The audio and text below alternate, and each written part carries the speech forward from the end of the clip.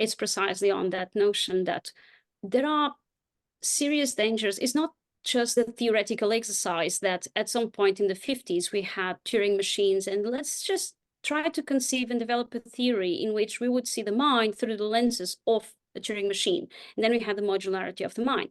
And then we started having the computational theory of mind. So that's an exercise that you can do. You can advocate that that's a useful exercise because it gives you a conceptual toolkit. Wait a minute, this is actually quite useful because now I can explain like all of these processes in the brain in terms of inputs, outputs, thoughts, and those kind of things. Useful, right? So then what was the metaphor that we could use, but now see as things develop, see how dangers are coming with that. It's so easy now. Once you make the argument with your premises that the mind is computational in character, right? Then you can, by analogy, say that, well, large language models are computational. They are predictive models. Therefore, they're minded. It's very easy to take that argument of the mind as a computer and then make the argument for now computers such as LLMs are minded, right? Now they're conscious, now they are independent entities from our own doings. This is where philosophy must come in, and that's the role of philosophy. Again, we go back to Wittgenstein, because I don't want to take credit for it. It's to precisely eliminate confusions of thinking and confusions of the ways in which we are stacking our beliefs after beliefs and building a theory, right? So sometimes we might have to reverse engineer, go back and test every single layer of that stacking that got us into a certain theory and really use our best critical thinking to adjudicate whether or not this is more useful other than having a common language for a very, I don't want to say pre-scientific, but in a way that we can talk about it as long as we do not fall for it being an ontology. And I feel like the computational theory of mind is something that began as a metaphor. And at some point, we kind of like lost a little bit track on it and we became using it as an ontology.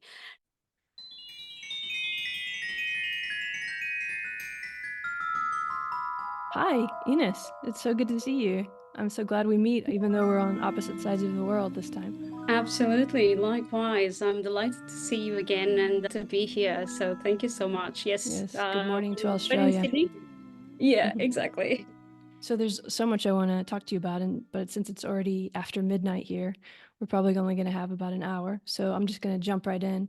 And first thing I've always wondered, and I don't know, is how you got into philosophy and what it was that pulled you into this world, which has since become philosophy and science and neuroscience and many other things. But how did you, do you remember first being interested in this? What was it? Yeah, so I grew up in Portugal, and Portugal has this very peculiar, interesting feature, which is that the education system in high school, you have two subjects that are mandatory. So one of them is Portuguese, obviously, and then the second one is philosophy.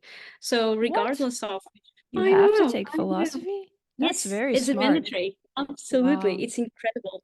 So you have a population that has been educated for 3 years in philosophy, because those Wow. are regardless of the top of the area Huh. that you choose, economics, science, humanities, arts, you will have to have philosophy for 3 years as a It's mandatory fascinating. subject.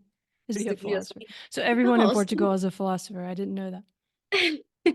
At least that everyone in Portugal has 3 years of philosophy, and the curriculum is not even that easy. It's quite like it is quite exceptional. It's quite interesting.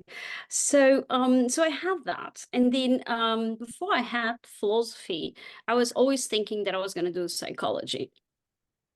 Because I've been always very, very interested growing up. I was reading all the books that were to do with like kind of like diaries or kind of like personal experiences. Yeah. That's what was interesting me as I was growing up, to understand like people's life, people's psychological life. So then I was like, yeah, I'm going to do psychology and I want to become a clinical psychologist. So that was the plan. Ah, so you wanted to figure But people out. yes, I suppose so. And that very practical way of helping people overcome their psychological challenges and navigate the world. So I wanted to have a really hands-on approach. And psychology seemed like the way to go. And then as I started progressing in philosophy during those 3 mandatory years, and I started coming up with certain questions to my my philosophy teachers at the time. And I remember exactly what the question was that was like really disturbing me and perturbing me. I would come to them and I would be like I just wanted to talk about how can we, if at all, can we have an objective perception of the world? So this was what was bothering me at the time. Was, Wow, of fascinating. course, I didn't know as much as I know now, but of course it was about like subjectivity and objectivity of perception and all of the philosophy of mind stuff, isn't it? So, and then he told me, Inês, I know that you've been like making plans to go to psychology, but the questions that you come up with and that you're interested in, they're philosophical. Mm. And I was like, oh, okay. So then here we go, a change of path. And then I got into a philosophy degree. Yeah, and then I started progressing into philosophy of mind. It became very, very clear where I was where I was very, very interested, the topics that I cared about and that really excited me. So it was a perfect fit. Yeah. And then eventually I started realizing that, oh, I want to know more what other sciences have to say about the mind. So then I started progressing into cognitive science and getting training and skilled in neuroscience as well. Has that question remained an important question for you, trying to understand how we can have something objective? Because I mean, that's kind of at the heart of what science is trying to do in a way. But then there's Yeah, also the psychological absolutely. aspect, which is so subjective and phenomenological, and you're dealing with both of it. Yeah, absolutely. Yes, there's so much to do and there's so much that excites me. So it's interesting to see that that question, ever since high school, that was disturbing me, skipping me at night, is still the It was one keeping that I you up at love. night, really? You were awake at Yeah. night in high school thinking about how can there be So to speak. objectivity? That's So great. to speak, but I was reading so much at the time, and actually my beginning in philosophy began with starting to read Buddhist philosophy. So I didn't Oh, begin mm, I didn't begin with the Western philosophy. It was mm. with the Buddhist philosophy that I Oh, started. that's very And then as I interesting. started receiving training in Western philosophy, so I started having more conceptual toolkits within Western philosophy. And that's kind of like where I work and I'm most skilled and trained to do. And as I usually say, I am a student still of Well, Eastern philosophy of mind. that's the best But way to I'm go very, through life. Yeah. yeah, yeah. So So, I yeah. suppose it's with me, and that's a reason why I think that eventually I did my master's in Wittgenstein, because Ah, Wittgenstein in his no philosophical wonder. Okay. You do talk about language a exactly. lot, language games and so on. So, and Wittgenstein. So now I get it. Okay. Exactly. So then Wittgenstein was where I found the most reasonable to me, of course, to my perspective, to my worldview, the most reasonable way of understanding that peculiarity of subjectivity of standpoint, subjectivity of perceptions. And I found, that solace in Wittgenstein, which is very much pervasive in the philosophy work that I do presently. Yeah, was it Wittgenstein that led you into ideas of inactivism, inaction? I don't know which term you prefer, or the 4 E's, some call it. Because I remember when you came to Berlin School of Mind and Brain, which was back in right before COVID hit, or right as COVID hit. It Um, was right in the middle, yeah. yeah, that school and most of kind of the departments were very analytical in the philosophy. And I believe you're one of the first to start really actually teaching a class on inactivism, though a lot of people I think were hungry for it at the time. And there's been a big switch, just in the past 5 years towards that becoming pretty mainstream and even in analytical circles, but there was a time when it wasn't, and there's still a lot of debate. So I wondered, were you studying all the analytic critical thinking, which is wonderful too, which is one reason I think it's wonderful Portugal makes you study philosophy. We should all learn how to think critically. But I wonder, when did you find inaction, inactivism, that world? It's quite interesting. Thank you for asking that. So, inactivism has different, so to speak, like approaches, Mm-hmm. and one of them, the earlier one, comes from Autopoiesis, Maturana and Varela, Mm-hmm. um, and then developed further on by Evan Thompson, and then further on with these other brilliant minds that are in the Basque country, like Mm. Tipol, Yeah, with the Ezequiel. Eleanor Roche book, Evan Thompson, Yes. Eleanor Roche, and Varela, and then Yeah, precisely. So, and that branch of inactivism has very strong connections to Buddhist philosophy. Mm-hmm. So there I Varela did, found right? Francisco Varela, yeah. exactly. Yes, and Evan as well. And there I Yeah, found, and Evan. okay, so here I can continue progress and engage Yeah. in a place that is precisely on the intersection between where I started in philosophy, which was Buddhist philosophy, and where my toolkits is coming from now, where I've Yeah. been trained, which is Western philosophy and specifically analytic philosophy of mind. Mm-hmm. And then you have another branch, so to speak, of inactivism, which would be the one that is mostly developed by Sean Gallagher, and that's embodied in activism. And there you find another very interesting intersection that I was very keen to be collaborating and engaging with, because then you find intersection between the ideas of inactivism and phenomenology, which is another topic and another stream of work that I'm very keen to study and I engaged with in the past closely. And then you have radical inactivism, which is got a basis on Wittgenstein. So I was quite happy. I was very much, so I was like, okay, so this really works for me. I really like these approaches. They have their idiosyncrasies, and they're quite important that we understand their idiosyncrasies. It's because their focus is slightly different. And once, as Wittgenstein would have it, once you start with a certain kind of like premise and you start, building your systems of beliefs or reason, then you will end up in slightly different kinds of approaches and toolkits.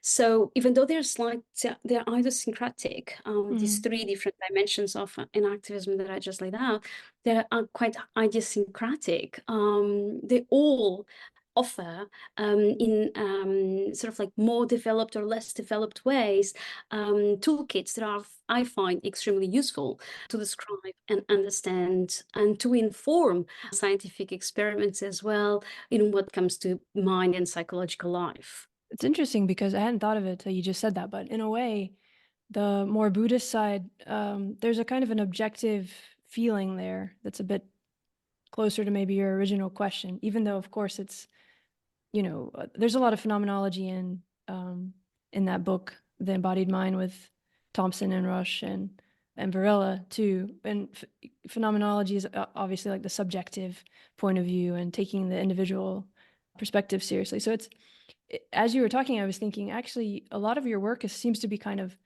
blurring traditional demarcations in a way, but towards more clarity, if that makes sense. I mean, I even think like when you were talking about Wittgenstein, it made me think about one of your papers. In some of your writing, you talk about cognitive modeling, I think, or computational modeling as maybe a language game. And I felt like when I was reading that or listening to that you were sort of trying to unstick us a little bit from taking our models or even the idea of objectivity and subjectivity a little like too seriously. You've also mentioned toolkit a lot. And I feel like in a way you're trying to kind of unstick these things and look at them as tools. Does that make sense at all? It does. It does make sense. Yes, very much indeed. So that paper that you're referring to, I really need to get back to it because it's now still a preprint. I'm working on it to come in a collection of mental representation and the study of the mind and brain. So yes, so that paper is one in which one can think of computational modeling through the lenses of Wittgenstein's concept of language games, right? So you can think of, so for starters, you can think of a very pluralistic approach when it comes to computational modeling of cognitive phenomena, let me say it like that, of whatever kind. And of course, we need to get more precise about what is the question that we're after, what is the phenomena that we want to understand. So we need to nail that down. But for the sake of it, cognitive phenomena can be understood by virtue of us developing, as scientists, developing computational models, right? Because we don't have, or sometimes for certain phenomena that is so complex, it's got complex in the sense of having high degrees of freedom, that very difficult to predict how the system's future states or how the system is going to behave in the future. Given what we know, then we need to use this computational machinery to try to understand that, because you cannot set up an experiment to do that. So in those particular cases, we need to define which toolkit is going to be the most useful Mhm. to understand that particular phenomenon that we are after. And I find it that sometimes that gets a little bit, that idea that it's a toolkit, it's not ontology, right? Ontology is an activity that of understanding and of description that we engage theoretically with, given the information and the data that we have. We reasonably think about it and try to make sense of it, and then we develop an ontology.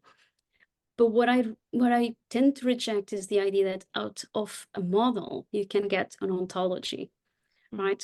And there are many reasons for that. One of them, I'll just leave it here and point out for those who are acquainted with that fallacy, then they'll know exactly what I'm referring to. I'm referring to the map territory fallacy. I believe that when we as scientists want to understand the phenomenon, cognitive phenomenon of high complexity, and we develop computational models that are incredibly useful. Otherwise, we would not even get a glimpse. And we've been making very good progress to understand neural dynamics or even psychological phenomenon or phenomena through those kinds of models. And they are very relevant and very important. The way to look at it, I think, is that we develop them as tools, as we could think about it as a metaphor, as some goggles that we put on, where these computational models, they are the first step of a computational model is a bunch of assumptions and premises. We need to do that because we don't know what's the state of affairs. That's what's on the other side after you run the model that you want to get. You want to get some answers, but you don't have them. So then the models are leverage from assumptions that we make, that we think it may be the case, right? So we start by doing that, and then we define what's the algorithm. What kind of data am I going to use? So all of these are decisions that are made by that scientific community or that researcher that is developing this model. So in the sense that we have a model that is like a sort of like a package with a certain, I've decided that I'm going to use this kind of like algorithm, I'm going to use this kind of like modeling strategy rather than all of these other bunch that we have available, right? That means that the model must be some sort of tool that we scientists in our scientific practices engage with in order to get to something that we didn't have before, which is the understanding of the phenomenon, so that we can get to a reasonable explanation, and hopefully, ideally, we would get some predictive power, such that we not only get an explanation and understanding of the phenomenon, but we get to say, we understand, and we get to say from that understanding what could be the prediction of how people behave if they were in that particular situation. So predictive power would be an ideal case. That is not always the case. Now, what are the implications of that? The implications of that is that we can take many different routes. We can take many different goggles to look at the phenomenon, and then we would achieve different kinds of epistemic virtues or advances or gains, right? And that looks to me like engaging in a language game, because we have a very specific kind of language, an algorithm, computational language, very specific kinds of like assumptions that we do, that is used and has been agreed upon within a scientific community or that works within that language, right? And then by virtue of engaging in that as a language game, then we will get a certain kind of, we get to a certain kind of conclusion that allows us to derive some kind of like inferences about what is likely the case. Now, what this means is that for me to understand or to study a specific phenomenon, I can use different language games. And what comes out of that is that if I can use different language games, then what comes out is that these language games or these computational models, they cannot be isomorphic to the phenomenon itself, because then we would have the task of saying, okay, so which one is going to be? And of course, what I'm outlining, then the map would have to sort of be the territory in a way or something. Exactly, right? So then the map will be the territory. But then once the map becomes the territory, the map doesn't have use anymore, because it is a territory.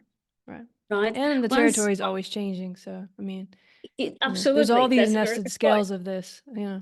Absolutely. So when a model is isomorphic to the target, then it is not a model anymore. So that's the thought. But once we fail to grasp that fallacy, then scientific modeling, so of whatever field it is, scientific modeling becomes who is on top of the best tool to explain the phenomenon, right? Which is pretty much the state of affairs. But even if it's in there and we fail to grasp that there are different language, they can be seen as different language games that we engage there's many with. different paths or routes to the same place, and I don't see why it would be different. It's not different if you look at the history of science. We found similar ways to similar answers, and we found very divergent ways to similar answers. So I think it's really interesting though to. Do you know C.T. Nguyen and his work on games? Have you ever heard of him? He's a philosopher. I don't think I have, I but now talked to I'm him missing for out. the show. I think you would really like some of it. Just thinking about games, it's really different from Yeah, you, but it might be he might be somebody interesting to work with. Anyway, I'll definitely. send it to you later. But this, you often talk about theory as practice and these kind of things. And right now you're talking about models, and it sounds like you're talking about something like a dynamical systems model or some algorithms or something. And it sounds very kind of concrete, but I think what you're saying could also be applied. I mean, we can generalize on this show and kind of think wildly a bit, but can't that same idea sort of apply to theories like computationalism, maybe even inactivism or functionalism? Or I feel like in the world of philosophy, sometimes it feels like one or the other has to be correct instead of what are we oriented toward trying to understand and solve, and which one of those paths helps us get there the best way. Does that make sense? Can you kind of take what you were just saying and think of it in terms of those wider, more, messier theories?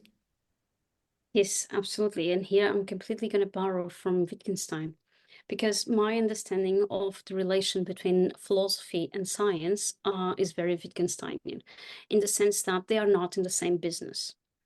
They are in different businesses that can and should reinforce each other and complement each other. So when we engage in scientific practices, our goals are in advancing scientific explanation by virtue of making sense of patterns, by virtue of looking at the natural world, identifying patterns. And then we can use that identification of patterns either to set up experiments, if that's possible, if the levels of complexity are low, and we can set up experiments to understand those patterns. Or if there's a high level of complexity, then we can develop computational models precisely to help us make sense of those patterns. And hopefully, if we do a great job, then in the end, we will have something that we didn't have before.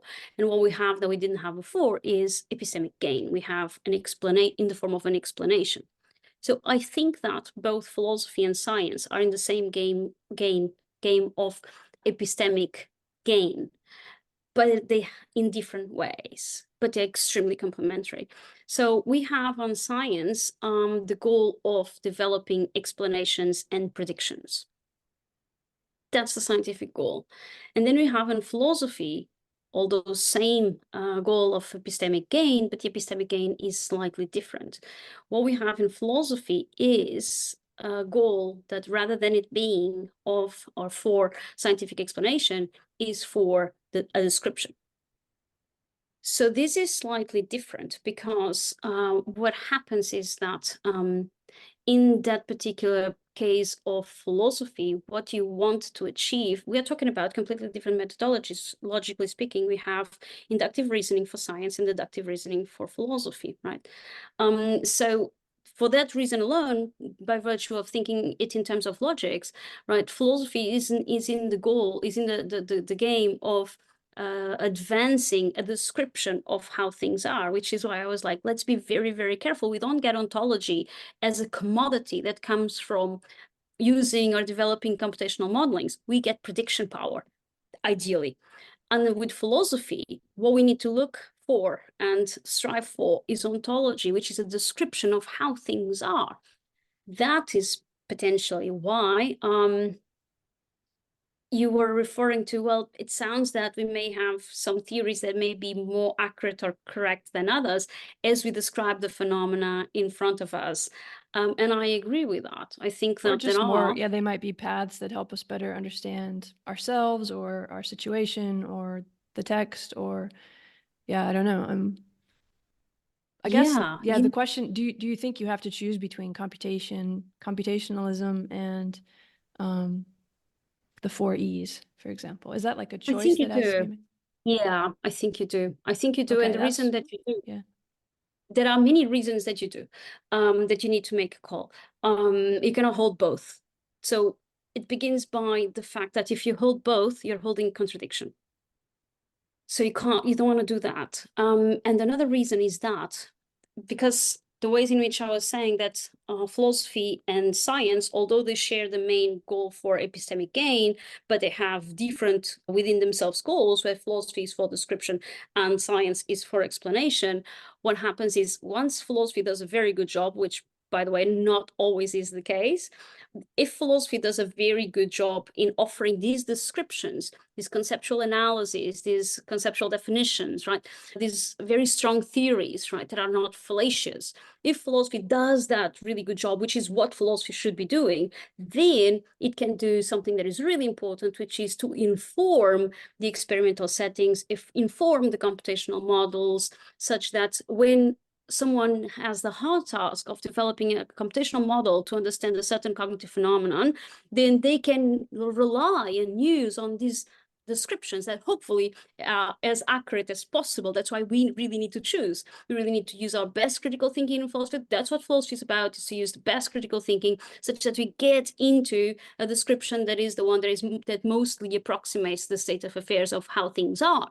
And once you get that, that is going to be really useful to inform computational modeling of a certain phenomenon or that we would like to understand. For example, in my case, in philosophy of mind or in cognitive science, it would be anything to do with the mind and brain. Mm-hmm. I think So I understand what you're saying, and I agree that a choice has to be made on an individual level in terms of what you're going to understand and the logic you're going to use in certain situations. And as a philosopher, of course, I can see what you mean, that a philosopher needs to choose, but I can also kind of zoom out and think, well, but there's not only going to be one description that's always going to fit, in the same way that there's not going to be one map that's going to fit to one territory, because the territory is always changing.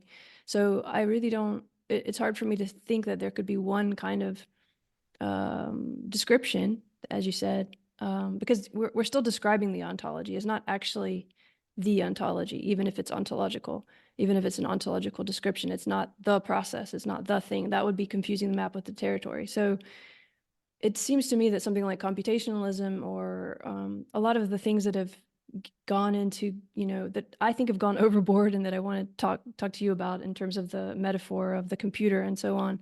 But at some point that could be seen as helping us understand something about the mind and cognition. Same with any other ism that we want to say.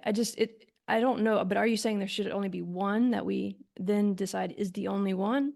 Or is it more that everyone needs to kind of take their place, and then you have this very healthy critical thinking that then takes place as those things kind of spar and evolve each other? That's a very good question. So let's say that once we are on the business of trying to make headway into a description of something in the world, let's say that to some extent there is one more correct description rather than other options, right? Let's say that there's something like that. There are conditions to whether or not we can attain that. And that goes back to the question that I was struggling with in high school, which is, can we have an objective perception or perspective or standpoint of the world? And science reveals to us that although we could work with that as an ideal, that is not the case. It is quite useful, more recently in feminist epistemology or standpoint theory, it's quite useful to have diversity of perspectives precisely because our own limits to our own perspectives and perceptions. So in that sense, I think that in the end of the day, there is a correct way of describing. That's what the description is about, right? It wants to be, or it should be as accurate as possible. And other descriptions may be far off the target. And I think that the best attitude for us to have in relation to that is to understand that we are sitting in our own perspective of what makes most sense. So in a way, we might be working without a safety net. So then what shall we do, right? When we need to adjudicate, what shall we do? If we understand in a very Wittgensteinian sense that I've got a perspective, so do all of the people around me, right?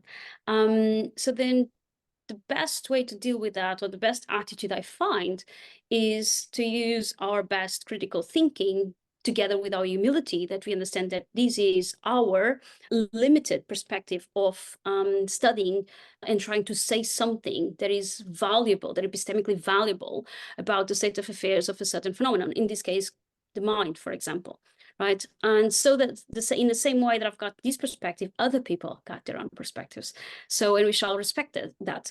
I do think that the way out of it is to train ourselves as much as possible into critical thinking, and in ways that we kind of like try to put aside ourself and our prior biases and all of those kinds of things, and think about, okay, given all the knowledge that I've been receiving, engaging with, developing, what do I think that is going to be a theory that best captures by describing a certain phenomenon that then we can, provide to science in order to for science to develop computational models or scientific experiments. I definitely think critical thinking it's wonderful that you said Portugal has to have philosophy, and I guess that's what you learn is critical thinking, but I think that's such a skill and it's way underrated, especially in many countries. And it would help a lot with a lot of the misinformation and issues we have just if we were trained to think critically. So I'm saying that because I think it's really, really important. And philosophers sometimes can just bring that to the table, and it's a huge, huge difference, right? Just to be able to think critically. I'm a little more mystical and esoteric, and I know this. So the logic side of philosophy was always harder for me, but for that reason, it was probably the most beneficial to learn. Okay, so that said, though, I find that we can even, because it is a bit of a game in a way, and you want to win. Once you get into the logic and the analytic and the deep philosophy, I don't know, this is at least my experience. It feels like a game, and it feels very competitive, and it feels like you really need to win. And it can be very easy to latch on to certain things in a way, and a kind of attachment, to go back to the Buddhist kind of thing, and not really know that you are, and then just sort of end up arguing about logical things, trying to be right, instead of a bigger picture of this description of how the world is. Have you seen that at all? Is that ever a problem in your world? Not a problem. I think the people or the philosophers that I admire the most are those that have changed their mind, and they came up and they said, I was wrong. Those are the ones that I trust, because precisely that notion of attachment. And Thomas Kuhn explains that within his explanation of scientific revolutions, right? That great book. Even within, when you are confronted with data that is challenging your own theory, your tendency is to reject it. So then anomalies start coming up, and then a revolution takes so long because those people that are so engaged and potentially all their lives engaged in a certain theory, and the theory starts coming up with anomalies, we humans have that tendency to stay attached to those theories that we so much cared about, and it's like, for some of us, would be our life work. Yeah, I was about to say, to be fair, also the academia is sort of structured that way so that you almost have to do that to make your name and get a job. It's very hard to, open the space to everything. 100%. So that was going to be exactly my second point, which is that academia and science and philosophy is not something that is encapsulated from the real world. And the real world is a world where there is a social cultural setting with power dynamics. So we need to situate that's why when I refer to science and scientists' work, I refer to it as scientific practices. When we come into doing our research, we come with and from within not only our own individual perspectives, of course, but also the kind of like the kind of like social operation that we are within a culture or that we've been enculturated with, and we bring that into it. I mean, the idea of objective science that where we do not bring any biases is great, but it's really just an ideal. More and more, the more we've been having more recently in the last 10, 20 years, I dare say, that we've been able to overcome that really mainstream white men or great men theory. We've been able to overcome that by having and bringing much more diversity into our into our scientific experiments. And what that reveals is that the topics of research slowly change into more diverse topics of research. The scientific conceptual toolkits also change. We have less narratives and less metaphors that are based on a much more male gaze, and we have different topics of research. All those paths were already there, 100 years ago. It's just that they weren't being made obvious. So yeah, it's interesting yeah. though what you say. I mean, it's like this idea of objectivity assumes there's a beginning and an end to things, right? And it also assumes a kind of static nature to all whatever this is, that this encounter we're having, that we're trying to figure it out. Because to be objective, even if we could find a way with our technology to somehow share our own spatiotemporal position or viewpoint with one another and sort of have a moment of who knows how, having objectivity where everyone's perspective is somehow illuminated, it would have already changed, So it's a very weird kind of idea that we can have it. And yet at the same time, it's incredibly important because there is a kind of ongoing objectivity that, in the sense that the world is the way it is in those spatiotemporal moments, and we do want to try to figure it out. That's what science is doing. So I say that because it feels like holding the paradox a bit, which is also how it feels when I hear you talking about the importance of finding a description that is right, and also the importance of being able to change your mind. Somehow those don't need to be thought of as opposites, right? That's kind of the space we're trying to open in a weird way, maybe even with the kind of philosophy you're doing. But it's very nested, right? It's very hard to talk about. It's easier to go to beginnings, ends, either or, right, wrong. Yes, absolutely.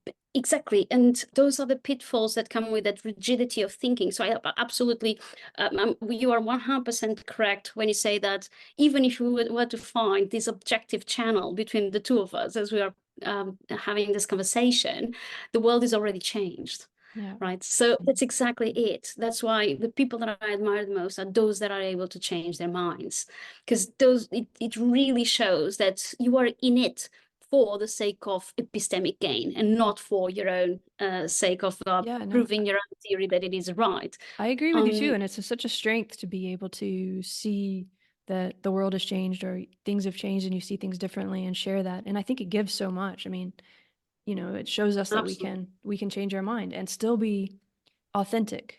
I think absolutely. And that is science. That is exactly what science should be about, and right? it should be, because the world is changing. The science will also need to change.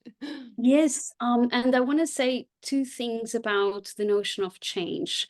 So one of the computational frameworks that I prefer is precisely the one that takes into high regards the notion of change, right? Where that is the main centerpiece, which is dynamical and complex systems theory. That's the reason, and I'll give you here the reason, that's the reason why I think that computational framework has better tools to capture, to model, to gain epistemic virtue upon something that I want to study. Because if we begin with the idea that things are changing constantly, let's study that change. Let's study the patterns of change.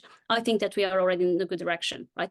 But this comes from, of course, by virtue of my philosophical work that is informing me towards this computational framework rather than other computational frameworks that would take more rigid approaches to how things are in a very linear way, which is not how things are, and we know that from physics. So in that sense, I am very much into computational model of dynamical and complex systems theory. And I know that you are in the Netherlands, and in the Netherlands is quite a special place where it's quite mainstream to use this kind of approach. And it's really, really a great place to be and do that kind of like work. And I will point out to a book that I found really, really impressive. It's from 2022 by Naomi de Ruyter and Paul van Geert, and they are both in Groningen. And it's incredible because that everything changes and you cannot bathe in the same river twice. And then they build this psychology, this whole how we should understand psychological life and how can we study psychological life with complexity science. It's wonderful. Extraordinary. You have to send me that book. I didn't know that. It's excellent. It's absolutely excellent. No, but that's so true, because that, at least that sort of math and that sort of way of thinking in dynamical systems and complexity theory, and also, of course, we can go into sort of active inference and things like that, do start to give us ways to think outside of the linearity that I think a lot of us have kind of, you've been talking about our orientation, or what I think of as a trajectory or a path that we're on, and it kind of sets us up with a string of affordances and ways of seeing the world, and much of that for much of us is just assumed linearity, or even assumed sort of duality. In our language, even, it's built in, and it's hard to get out of it, even when it's not real. It's hard to get out of it because it's so built in. But something like complex systems and dynamical systems shows us, we can think of it as nested or fractal, or not necessarily ending or beginning, or depending which node you are, the world's going to look different. So I think it is very, very important as a tool. And I know you work with that a lot, but I wonder how to bridge like Wittgenstein and that. When did that all open up in your life? Well, so Wittgenstein informs me on my positionality as a philosopher in respect to my positionality as a scientist. So in my understanding of how philosophy relates to science. So that's one of the ways in which Wittgenstein comes into place, and I find is philosophy very useful. The other way is remarks on philosophical psychology, the ways in which we understand or can understand psychological life. And by psychological life, I mean our experiential life. So I don't mean neural dynamics or cognitive processes of information kind, that kind of thing. I don't mean that. I mean the experiential side. So then Wittgenstein kind of like lays out that in that ways, which allows then us to bridge with, for example, if we like, to bridge it to phenomenology and say, well, okay, in order for us to understand experience of what the world is like for us, then we can, for example, look into the work of Merleau-Ponty, for example, and then we can make these connections. Or we can look into the more inactive way, which is this more coupling with the environment and how the world becomes meaningful in a certain way. Or we can connect with ecological psychology, how the world invites us into explorations. And by virtue of what is afforded to us, because it is meaningful. And it is meaningful how? Well, it's not because it is objectively meaningful. It is meaningful in relation to my past experiences and my very situated interaction with the world right now. So who I am right now is what is going to determine how and what is going to be relevant for me. Wittgenstein has all of that in his remarks on philosophy of psychology. So it's quite interesting that what he's saying is compatible. So I find him to be, or his remarks on philosophical psychology, to be like a really good standpoint upon which you can then use and then explore or expand into one of the E's. Even the way he writes, a lot of my favorite, the way they write kind of ends up being almost like a practice itself. And there's a kind of nestedness and complexity and kind of a way of dynamical systems kind of way in which when you, at least, some of his writing, when you're reading it, it does sort of feel like that. And actually it reminds me of this Elizabeth Anscombe. There's a paper that a friend and I just kind of discussed, where I can't remember the name of the paper now, but they're kind of using Anscombe and Wittgenstein in a way to link ecological psychology and activism. I know the paper you're You talking know that about paper? because Okay. yes, it is by a colleague of mine, Miguel Sigurdsson. Yeah, Yeah, okay. Very interesting. So I'm starting to see now how the this kind of links. go together. Yeah. Yeah, So you work a lot with the ecological and the environment. I mean, we haven't said it yet, but inactivism is very much about, you said coupling, and it's very much embodied, and the body is very important, not just the brain, and the environment, and this ongoing coupling, this feeling of dynamism, of change, all the things we've been talking about is part of that philosophy, but I should say it kind of literally now. But then you also work with computational models and things like this too. So I know you've written a lot about it. You even edited a book about the idea of this technology, the mind technology problem. Is that what it's called? Technological mind technology problem, I think it is. Um, so I guess what I'm trying to get at is, where did these things start to clash? The technology and the thoughts about cognition and mind, or the idea of an embodied inactive cognition and the right. idea. So from my standpoint, from my standpoint, I will say that there's a lot to say. Yeah, just one pathway, which is what my most recent work has been to think about artificial intelligence within e-cognition, because of some of the reasons I've stated here, that I find it to be the most compelling way of describing cognitive / psychological phenomena. Therefore, I navigate in that field and in those theories rather than other theories that I don't find as compelling as descriptions of the cognitive psychological phenomena. So then from that standpoint that I work on and I'm at, thinking about technology and artificial intelligence specifically is where I'm working at the moment. So technology itself, as tools that we have been developing throughout time during the human civilization, tools can be seen as a form of niche construction. And there's a bunch of work that is developed on that, and I find it very compelling. Then artificial intelligence is going to be slightly different. It's still a tool, but it's a tool that has much more impact and influence in our human / communities, cultural practices, narratives, identities, belongings, and all of those kinds of things. So that's why it requires a specific, very clear, very nuanced understanding and description. So that's what I'm working on as a philosopher, is to describe a feedback loop where the question is, how does AI shape and is shaped by our doings, our cultural practices? It can be a scientific practice. It can be a techno-scientific practice, right? Yeah, So the idea let's is stop on that for a minute, because that's a very important point. So the AI would be shaped by our cognition and shaping our cognition, which is different than the AI being cognitive or having cognition. Yeah, yeah, exactly. So what I'm pushing back, and there's been talks that I've been giving more recently, what I'm pushing back is the idea that AI is this separate entity that is completely independent from our doings. And I'm starting with a premise, which is very e-cognition. I'm starting with the premise that AI is an output and emerges from our technoscientific practices. Because I've got several reasons to pursue the premise that I'm pursuing and reject the one in which AI is an independent entity.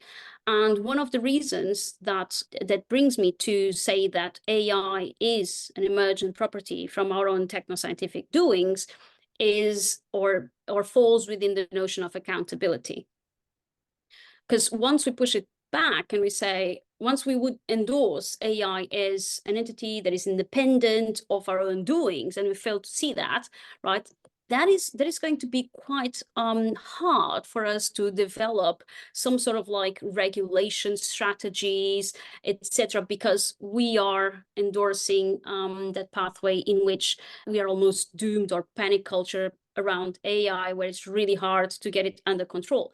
That's where we all think we are now, in a weird way. I know, exactly. Yeah. So I'm And pushing I just want to back say, on. yeah, I mean, I want you to keep going, but I also want to talk about how traditional AI is kind of built like that in a way. And what you're saying now relates a bit to this idea of the computer metaphor of the mind, I think, too. I can see how that's maybe connected. You've also talked about that and written about that. And somehow I want to try to link these things of how we have come to think of the mind as a computer. I mean, it reminds me of the difference between thinking of the body as a machine in terms of trying to study it and thinking of the mind as a machine or something. I mean, there's all this nuance in here that I feel like is kind of nested all the way through from the computer metaphor up through what you're describing Absolutely. now in terms of AI. And it's very crucial, actually, because it has to do with the kind of AI we're going to build and the kind of future we're going to have. So Absolutely, you are 100% right. So that's exactly the one of the talks that I've been giving.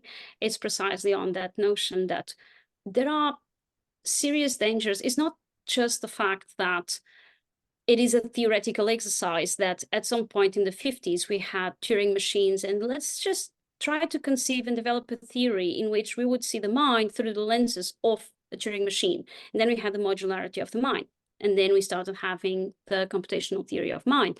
So that's an exercise that you can do, and you can advocate that that's a useful exercise because it yeah, gives you a conceptual toolkit that's more that like now the you can language game thing that you described. That's exactly. And then you have, oh, wait a minute, this is actually quite useful because now I can explain like all of these processes in the brain in terms of inputs, outputs, in processing that is that's going very on in the useful. black box and those Yeah, kind of yeah. things. Useful, right?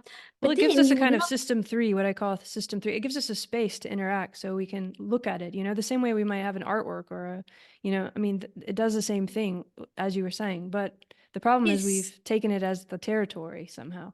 Absolutely. So then what was the metaphor that we could use? Because okay, so I can see why it would be a benefit. The benefit is now we have a common language that we both Yeah. understand, right? It's So same then what that is language does. It helps us communicate. It's yeah. exactly. So that's why it's a language game. So it could be useful, but now see, as things develop, see how dangers are coming with that. The dangers that are coming with that, from my perspective, is that it's so easy now. Once you once you make the argument with your premises that the mind is computational in character, right? Then you can, by analogy, say that well, large language models are computational. They are predictive models. Therefore, they're minded.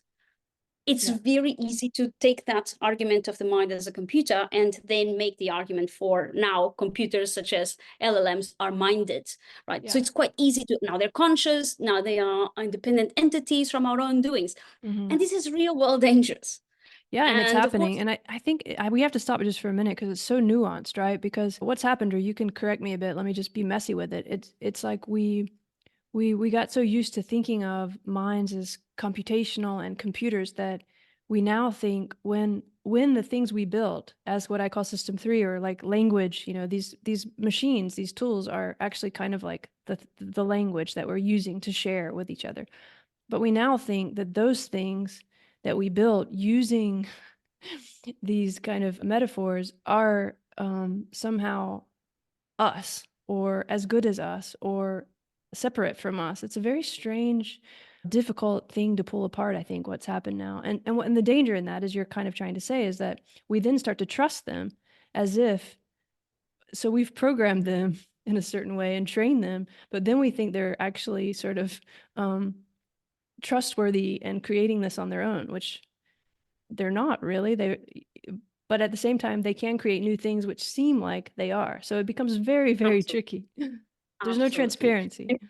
Absolutely. And see, this is where philosophy must come in. And that's the role of philosophy, right? Is to kind of like, as again, we go back to Wittgenstein, because I don't want to take credit for it.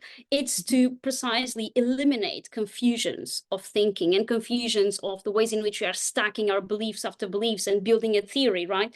So sometimes we might have to reverse engineer, go back and test every single layer of that stacking that got us into a certain theory and really use our best critical thinking to adjudicate whether or not this is more useful other than having a common language for a very, I don't want to say pre-scientific, but in a way that we can talk about it as long as we do not fall for it being an ontology. And I feel like the computational theory of mind is something that began as a metaphor. And at some point, we kind of like lost a little bit track on it and we became using it as an ontology.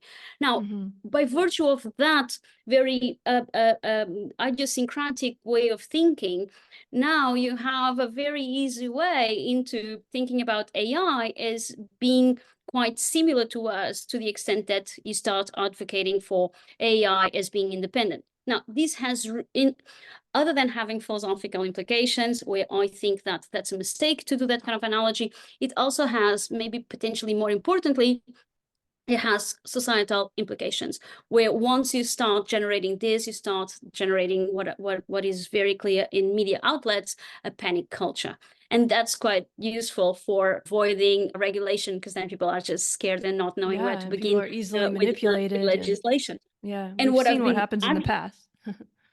Exactly. And what I've been working on is to shed light upon the fact that AI is not something that is an independent entity from our own human doings, but it is completely dependent on our own doings, and it is completely idiosyncratic to our social cultural practices. I give you a very real world example. I give you the example of smart assistants. Smart assistants are typically women presenting, submissive, in here to assist, right? So this is a very idiosyncratic social-cultural way of doing technoscience, way of developing AI, right? Or you have other examples like humanoid robots, and we have developed that work with Kate Winkle. She's in Stockholm. She's a social roboticist, and Merete Lee, and she's a brilliant feminist epistemology philosopher, and she's in Norway.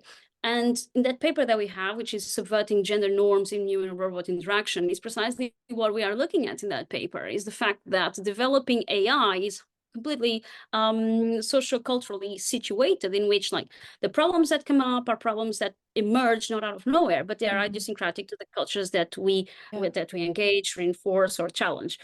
It's almost like we're going back to things we've dealt with, by sort of somehow projecting them into machines and then learning from the machines, from the kind of negative stuff that we have projected into them. It's a very weird cycle.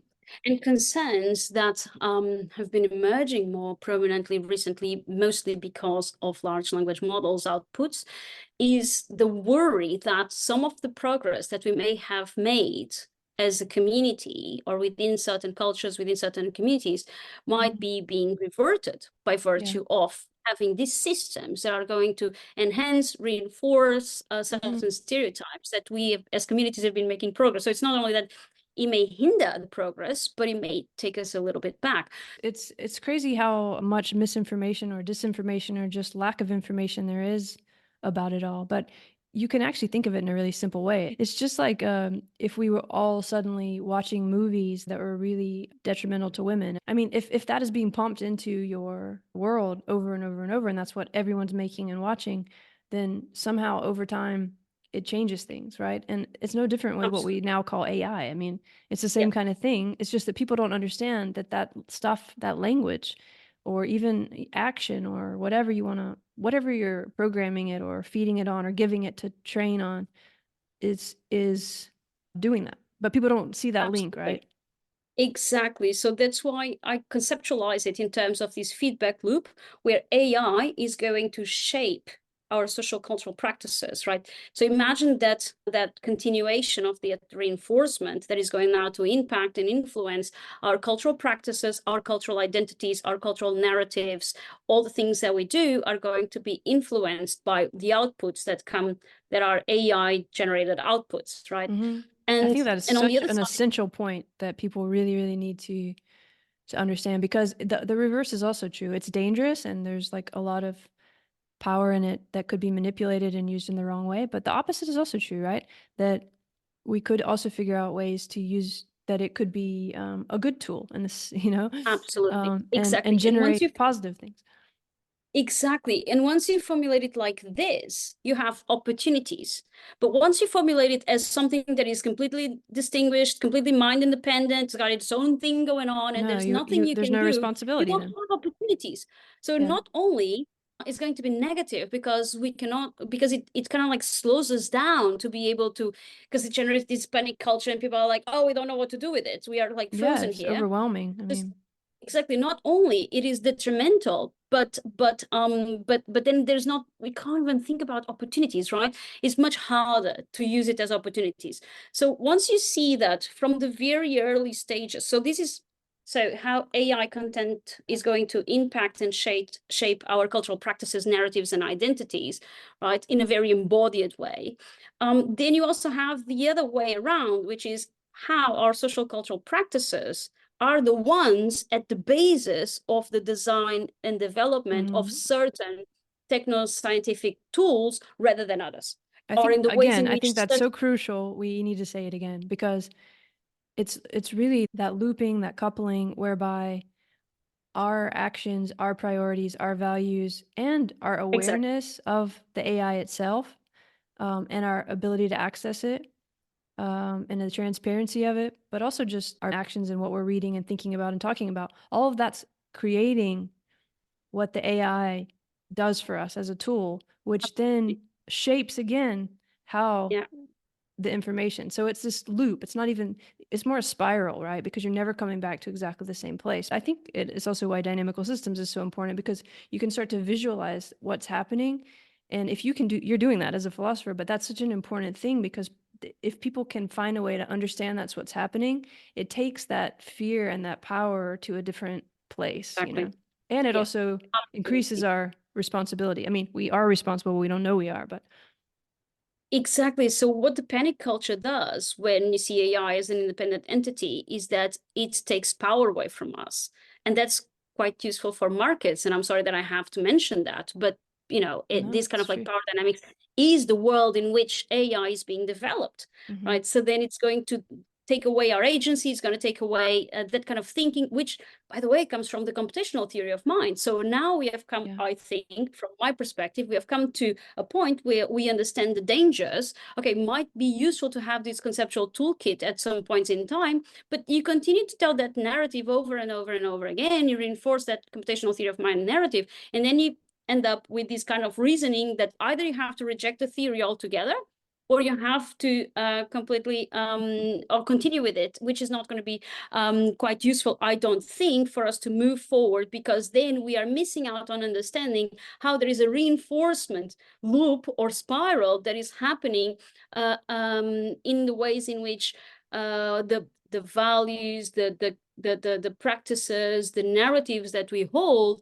are of a community are on the basis of the certain kinds of AI systems that we are developing. And it can be in terms of the ideation when you're thinking about because the view there is that we don't have infinite resources, energy, and time. So then we have to allocate, like in grants in science, we have to allocate resources to a specific tool that we are going to develop. And the decisions made upon which tools are going to be useful, which tools should we develop, they don't come out of nowhere. They are completely situated in the social cultural with power dynamics environment. So then those decisions about like what tools are going to be the ones that we want to invest, they're going to come from that culture that is going to that has Yeah. certain values, And certain just, identities, certain I mean, narratives. people understanding that that link is there is so important. I think that's incredible philosophical work that can be done just to make that apparent, because it's in the fast pace that we live in now, it just gets kind of washed over, right? Especially if you're not thinking deeply. So that's another good argument for critical thinking and philosophical work. Yeah, But just to kind of link it to your work with active inference too. So I always think computation is a little bit like control. Like it's kind of built on or it's kind of exciting because it gives you a sense of control or of how things work. And I think that speaks a little bit to what you were just saying in a way. But then now we've kind of reached this point where we're able to set sort of dominoes in motion of programming that then we don't understand really anymore. And that gives this feeling of power and fear that you were talking about more precedent. Um, so I know that there's some talk of with verses and active inference AI and stuff of designing AI in a different way. which would be more transparent, would probably be more ecological, if we can use that word, or environmental, in the sense that I guess it would be able to learn in real time versus being programmed and set on a kind of domino course into some area we don't understand. I know this like too big a subject to say much, but I just wanted to at least bring it up a little bit and see if you have something to say. And then I want to just get to this briefly, the idea of the Gaia paper to kind of wrap up. On a positive note. Yeah. Right. Yes. So the idea is that, so this is quite recent. We've been working on active inference as a framework to understand the brain situated in the body situated in an environment, with all that comes with interactions with the environment. And this is in a very computational framing of what we are after by virtue of using the active inference goggles.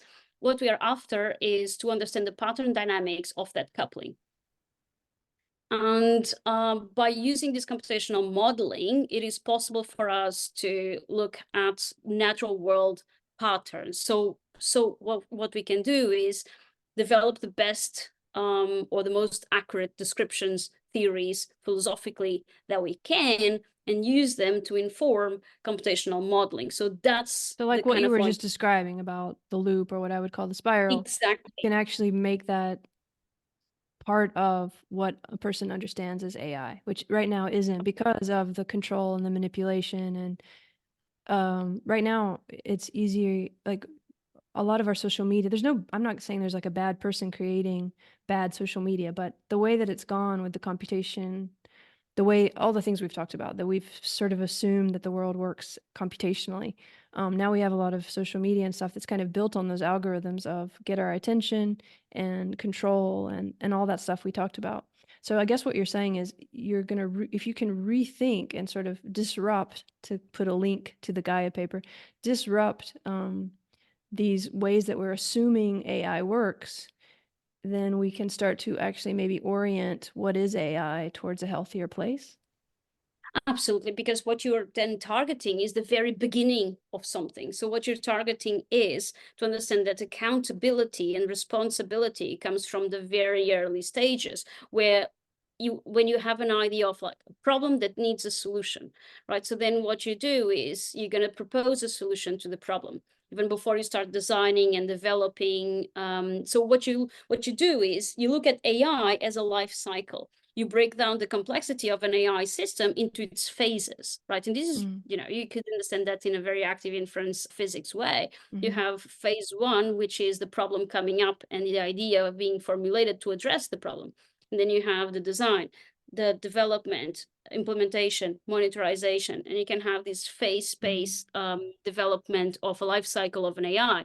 Because then you can look into how AI is continuously impacting and changing the settings in which it is implemented. So you can look at it as a life cycle. So then what happens is at a very early on stage, when you understand that this is a product of our own doings, right? Rather than thinking it's something that is out there. So at the very early stages, you can ask fundamental questions as to who is this going to benefit, who is this for, what are the foreseen consequences of implementing this kind of thing, is it going to be accessible to everyone, is it sustainable, is it culturally sensitive, and you ask these questions from the very early on. Yeah, exactly. And then you can go into, because people tend to focus a little bit more on like algorithm and biases and data biases, and those are very important questions. But even before that, you have the first stage or the first phase in which you have problem and the solution that we propose. So by virtue of looking at the problem itself, you already can identify the kind of culture we live in. Right. Yeah, so for example, I'm thinking of like girlfriend app, which is a terrible idea. Right. So by virtue of looking at the problem that you're trying to solve, it's already very telling of the culture that we are living in. So focusing on that, just creating that space of getting people to step back, because I really think most of us, a lot of people who are using technology are just so stuck to it. This goes back to the Buddhist kind of cultivating awareness or mindfulness or something. Philosophy does that too. Critical thinking does that, where you can just stop for a moment and disengage from whatever it is, I mean, the thought or the technology or the tool, and ask kind of why you're using it and what it's leading you towards, or, you know, and start to look at this looping that's gone into it. Who created it? What do they want from me? Is this really the value that I want? Because right now we just assume if it's there and it has 100,000 followers, it must be right. Absolutely, yeah. And so one issue that there are many issues, but one that I'm going to highlight that has come to being very prominent in the last year is the ways in which students engage with large language models in order to be able to do their own academic work, right? So I've been participating in sessions with students, and there it's precisely what you were saying. It's precisely taking the step back and asking, what kind of epistemic experience do I want to have? Do I want to It's have an so epistemic crucial to be able experience to do that. at all? Yeah. Right? Because if I just want to have a diploma at the end of the day, because the thing is, because we cannot really regulate large language models and how students use, so this is a very specific case study, right? How students use and engage with it. The only thing that you can do is appeal to critical thinking. Yeah. So in this world that we are trading and navigating at the moment, where AI is absolutely pervasive, the only thing, the best thing that you can do as a student is to become very skilled and very strong in critical thinking, such that you can precisely do what you were saying. Take that step back and ask those important, meaningful questions. What kind of epistemic experience do I want to have, if I want to have one at all, or do I want to just have my diploma at the end of the 3 years and that's it? But at least you are in the clarity, right? At least you know what you're doing. And you can even start to, I mean, just to go back to the embodiment, you can, I think a lot of us, or a lot of younger people, like just, you know, the students, they're so involved in it, they don't even take a moment to see what makes their body react in a positive way or a negative way. Because quite often, a lot of that stuff, you're getting a lot of negative feelings and a lot of negative stuff. And when you think about what makes you feel positive, it's often something like being out in nature, hanging out with your friends without looking at your phones, or being in love, or these kind of moments, right? That are more, or doing yoga or running or playing sports, all these kinds of things, which I feel like with the computational mindset and all that we've been talking about, and the way that AI has gone, and the way that it's now got it kind of latched onto our attention in this way, that we don't take the moment to realize that that's not actually what we want, that it's not even actually where our most valuable moments in life are. And just as you were saying, the students, if they can think of that, like, is this where I really want my life to go? And I want to spend my life feeling like this? Probably not. There's another way. It can be so amazing. And you talk about that a bit in the Gaia piece, or the Frontiers piece, because you talk about something called biophilic deficiency syndrome, I think. And just to way overgeneralize, it's also about all this nestedness, right? That I think with the computational mindset and this current AI mindset that we've been talking about, we've gotten away from understanding the nestedness of the living system, and that it's like living and dynamic and changing. So maybe you can unpack that just very quickly, or, you know, the biophilic deficiency syndrome. Happy to. So to connect, this is not in the paper, this bit is not in the paper, but to connect to what we've been discussing, I think that is another danger of the biophilic deficiency, is another danger of holding the computational theory of mind, right? Because in the ways in which it brings in the value of our relations and closeness in a very embodied way with nature, that is actually well documented in scientific literature, right? That engaging in being in nature and the ocean have very positive impact. Yes. There are some There's countries plenty where, of research supporting that. absolutely, there's countries where GPs are prescribing nature, right? So precisely because of that literature. And once you hold, or at least the ways in which I have seen the literature in cognitive science holding computational theory explanations of the mind or the experience of the world or the brain, there's very little room, if at all, to the value of embodied interactions with nature. So, cognition comes down to information processing, and then the body is a vehicle for that, to gather more information, for the brain to be able to do the service of computational processing of information. I hear very little, or there's very little room for us to work within the space of that theory to unpack into the value of nature for our embodied health. So that's another reason why I kind of like don't tend to go to the computational theory of mind, is because it doesn't allow me to spread into understanding that scientific research on the value of our embeddedness in nature quite directly affecting our embodied health.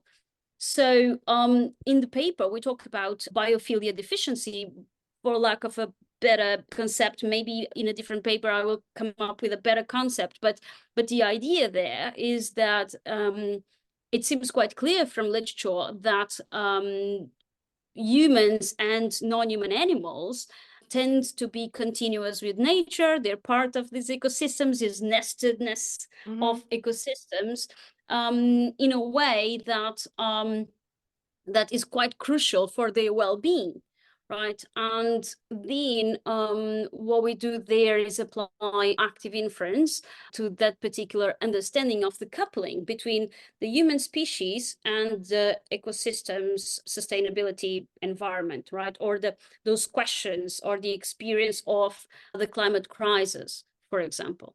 And if you depart from an active inference perspective, then or in an activist perspective, in which they converge, in which we would say that, well, a living system is in the business of whatever they do, the actions that they engage with. Typically, of course, there are exceptions, and the exceptions are what is really interesting to study in cognitive science. But typically, however you go around to the wild and find living systems like non-human animals or humans behaving, there is one thing that is quite common to them all, is that they do not want to die. And sometimes they might even put themselves on the line in their individual certainty and safety for the better of the group, right? Because of the species, right? And then here we can talk all about Darwin evolution and all of those kinds of things, and niche construction, etc., right? So we can engage with all of that literature to say that we engage with the environment in ways that we want to stay here. We want to be alive. We want to change the world such that we make the world more suited for our own existence and continuation. And that's crucial and vital, done by engaging with the environment. So if we find a species that is quite aware that the ways in which they are engaging with the environment are going to be lethal to their own survival, it's quite strange. Yeah. Right? That's strange. So if we're talking about our understanding of the climate crisis, or our understanding of the ways in which the human species behaves and engages with the environment of the planet Earth, that's the Gaia, in ways that it wants to be coupled with the environment for their own survival, or the survival of the species.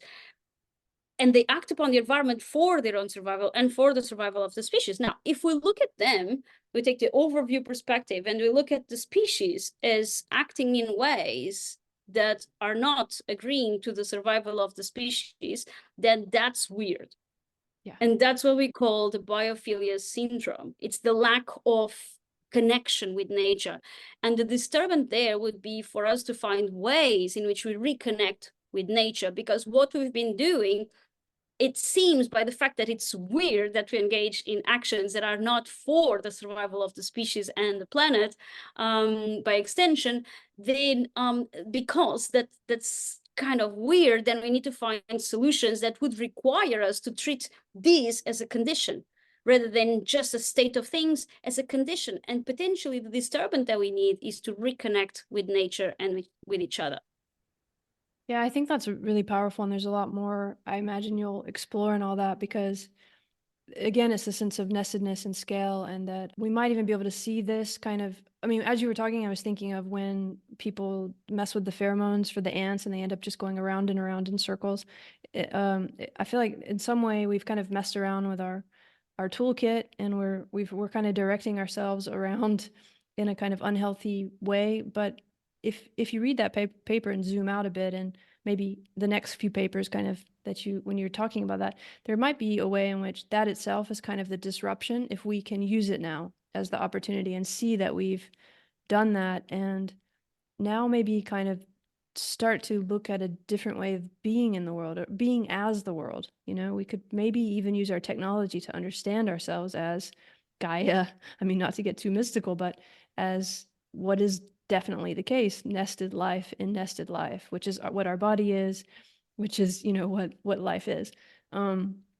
So I do think that's like a hopeful way of connecting all the other things you were talking about with the AI, that there's something really positive and exciting and kind of a whole new world in there if we can just figure out this shift of mindset. Because I really do believe it is a kind of a shift of mindset too, which is why the philosophy becomes so important. Yeah, absolutely. Yeah. And the opportunity for that, I think it requires as a condition that we really look at the AI and environment dynamics as a social cultural environment dynamics, in which case we would need that shift of understanding such that we can use then AI to help us improve ourselves as a human species that is sharing the planet Earth with all of the rest of the species in the natural world. And not this linear thing, but this ongoing birthing of activity. Absolutely. It's beautiful. It's gorgeous. It's dynamic. It's alive. It is, and it's wonderful. And I think there's something about computation. I just have to say, like, I do understand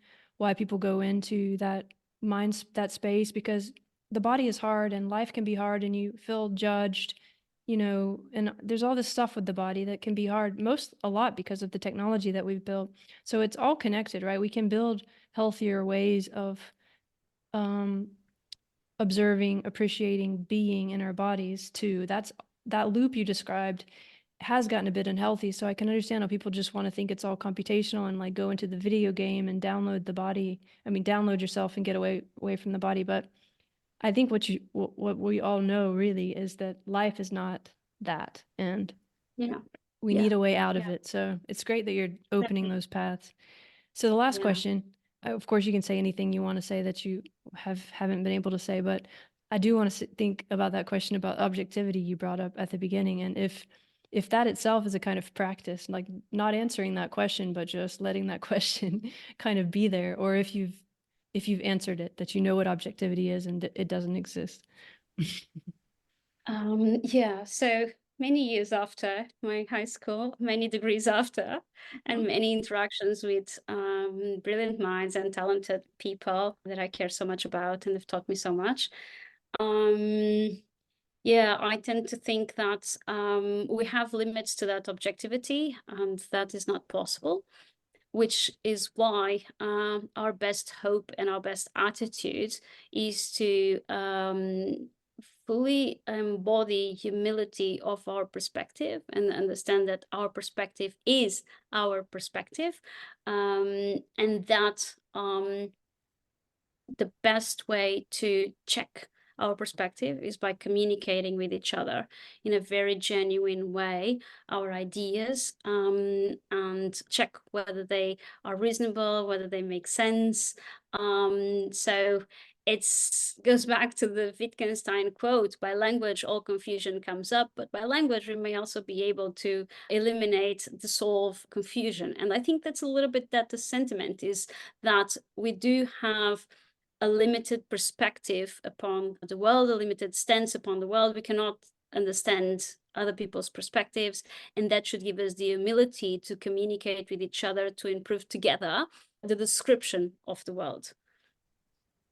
I think that's really good, and that sort of makes me think of the whole idea of subject and object becomes a bit of the language game and not ever something that could have a reality in the process or in the dynamism itself, which, you know, you've expressed in other ways too. But is there anything that we haven't talked about that you really want to make sure you say? And of course I can put a lot of stuff in the show notes, but anything on your mind or that we didn't get said?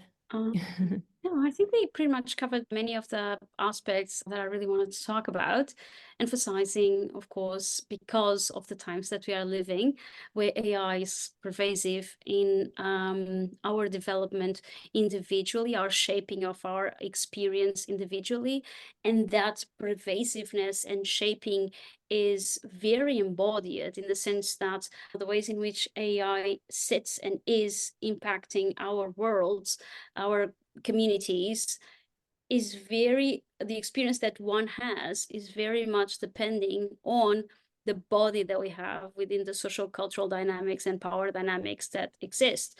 So people are not impacted in the same way. It's very intersectional. It's very depending on the kinds of cultures that are behind the programming, the designing of AI systems. And people are impacted differently depending on where they sit in this power dynamics, depending on how they look and their social cultural background. So we need to have that very much in our awareness rather than, I think, endorsing a computational view of AI. Because people are impacted differently. And the thing is that it's going to reinforce already these asymmetries where the people that are more fragile are going to be much more negatively impacted than the people that are sitting on higher levels of the hierarchies. So I think that the future is to look at how we can develop a culturally sensitive AI or culturally grounded AI, such that it is sensitive to the fact that there is diversity around the world, and that the Western culture is only 19% of the world. There's diversity, and we should include that. Yeah, very well said. And I think my hope for AI and technology is that we can build ways of helping each other understand that we are all inhabiting different spatiotemporal positions. We have made our way differently up to this point, and all that whole path is creating how we're experiencing the world. I think it's just too hard right now for us to not assume that everyone's having the same phenomenological experience as us. And even though it might be shared 80%, that 20% that is different is really different according to how you've been treated, what you've been said, where you lived, every road you've walked, every book you've read. So I really hope that this kind of AI, maybe even active inference AI, can help us find ways of understanding each other's positions more. And in that sense, I see a very beautiful future. I don't know about you, but well, hopefully so. I think that the first step is to generate this awareness of stepping outside of the usual perspective and taking that stance on diversity and inclusivity for a culturally sensitive ways in which we do science and in which we do technology and in which we do philosophy. Yeah, it's very important. And thank you for championing that and being a voice for that. I appreciate it. I appreciate the work you're doing. And I can't wait to see all that is to come. I don't know how you do it. So many papers and so many collaborations. It's like almost mind blowing, but I hope you continue finding that reservoir of energy. Yes, I hope so too. There's a lot to be done. There is. You just have to prioritize, I guess. And I'm always very happy to do collaborations. It's my favorite because of what we've been discussing, because it's a check, right? We work together. But that's good. No, that's true. All right. Well, I hope you have a beautiful day there. Thank you so much. And you too. And thank you so much for having me. It was a great pleasure. It was fun. Participating to talk to you. in this beautiful discussion. Thank you.